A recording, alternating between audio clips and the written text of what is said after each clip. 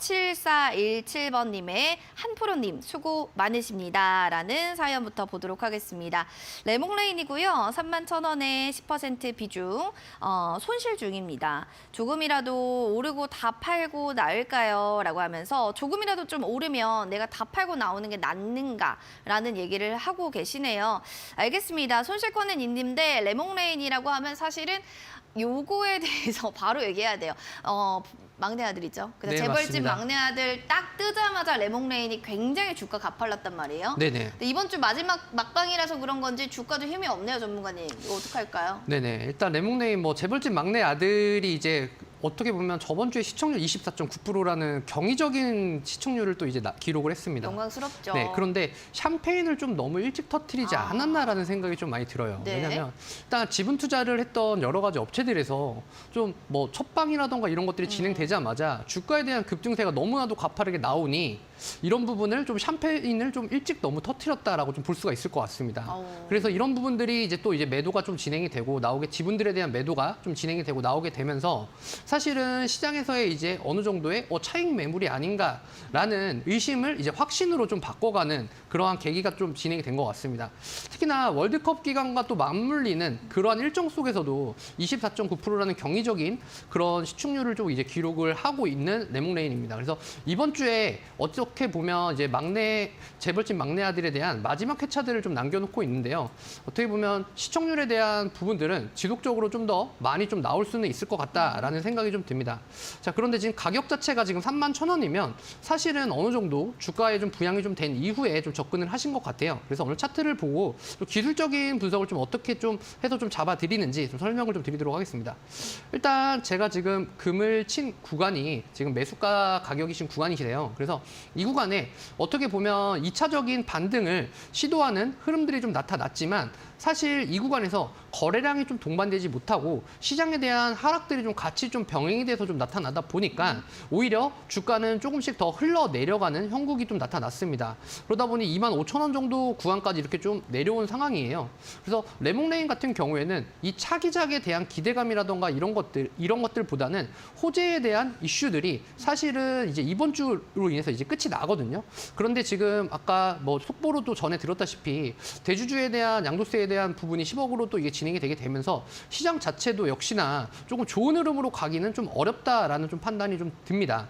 그렇기 때문에 레몽레인 같은 경우 비중이 10%이시니까 지금은 좀 외인들의 수급들과 기관들의 수급들이 좀 몰리는 쪽으로 좀 종목에 대한 변경을 좀 생각을 하시고 진행을 좀 하셔야 될 것 같아요. 지금의 추가적인 매수에 대한 의미는 사실상 좀 없다라고 좀 보여지고요. 재벌집 막내 아들 이후에 오히려 호재에 대한 부분들이 오히려 좀 이제 끝이 나게 되면서 오히려 주가에 대한 부분은 다시 원래 자리로 좀 돌아갈 수 있을 것 같다. 이렇게 좀 설명을 드릴 수 있을 것 같습니다. 주가는 또 원래 자리로 다시 돌아갈 거다. 의심을 또 확신으로 바꿔가는 단계다라는 또 명언을 해주셨으니까 참고해 주시면 좋을 것 같습니다. 자, 그럼 이어서 다음으로 3869번님의 LNF 살펴볼까요? 22만 원 매수가에 10% 비중. 저 추가 매수해서 내년에 장기 보유하려고 하는데요. 괜찮을지 조언 좀 부탁드립니다. 장기 보유를 또 말씀하시는 분들은 많진 않은데 알겠습니다. 글로벌 침체도 우려해도 2차 전지 업체들의 수혜에 대한 예상, 기대감이 계속 이어지고 있습니다. 뭐 LNF뿐만이 아니죠. LG화학, 삼성, SDI 이 큰 섹터별로 일단은 전문가님 수혜가 예상된다고 하는데 전문가님도 그렇게 보시는지 좀 궁금합니다.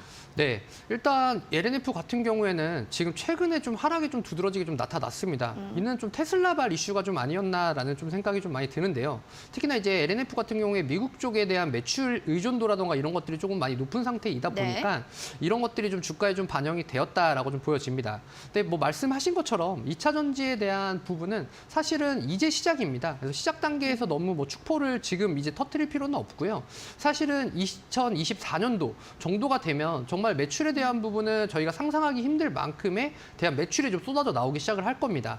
그렇기 때문에 장기적인 관점이라던가 이런 부분으로 봤을 때는 무조건적으로 좋다라고 좀 보여집니다. 그래서 2차 전지에 대한 2차 전지에 대한 부분이라던가 그다음에 지금 뭐 K-팝에 대한 부분, 그다음에 뭐 K-엔터, K-드라마 영화 이쪽으로는 이제 내년을 비롯해서 그 후년까지도 계속해서 조금은 미래가 좀 성장이 되고 이러한 부분이 매출로 좀 이어질 수 있는 이러한 부분들이 좀 많이 잡혀 있기 때문에 LNF 같은 경우에는 롱 포지션으로 잡고 가셔도 충분히 좀 좋다라고 좀 일단은 1차적으로 좀 설명을 드릴 수 있을 것 같아요. 근데 다만 단기적인 관점으로는 이제 차트를 보면서 기술적으로 좀 설명을 좀 드려야 될 것 같아요. 그래서 자, 지금 이제 오늘 특히나 오늘 이제 5.7% 정도가 이제 상승을 하면서 이렇게 좀 진행이 됐는데 사실은 제가 지금 네모 박스를 그려드리는 이 구간이 조금은 어느 정도 좀 지지부진할 것이다라고 좀 예상이 되는 관점입니다. 왜냐하면 지금 매수하신 때에 지금 가격대 자체가 지금 위쪽으로에 대한 매물대들, 그러니까 지금 어느 정도 손실을 보고 있지만 내가 2차 전지에 대한 미래지향적인 부분을 설계를 하시고 들어가신 분들이 좀 상당히 좀 많을 거다라고 좀 예상이 돼요.